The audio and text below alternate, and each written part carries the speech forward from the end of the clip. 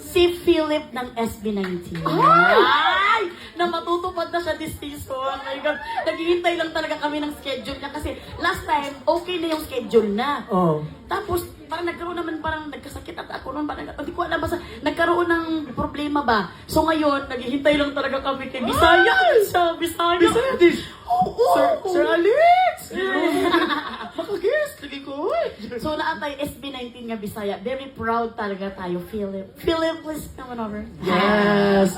And of course, English. that's the power of prayers and manifestation. Matutupad yan. Yes! Oo nga. Kaya naman, eto na, next na.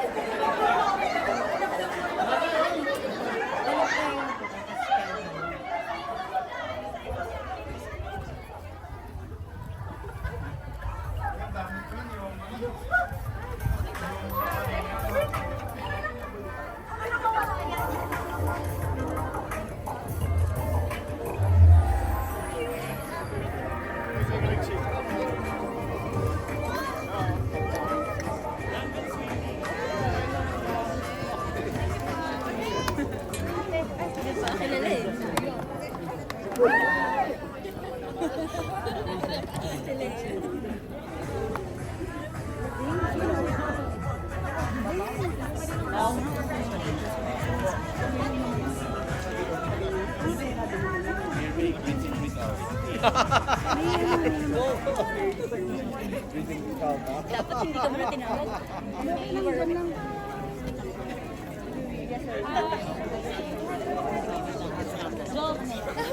Oo, tama. Marunong din mag-isip-isip natin. Bakit? Tapos nag-uusap kami. Eh, nandiyan siya. Siya nag-offer. Sabi ko, magaling ka. Di pa na mag-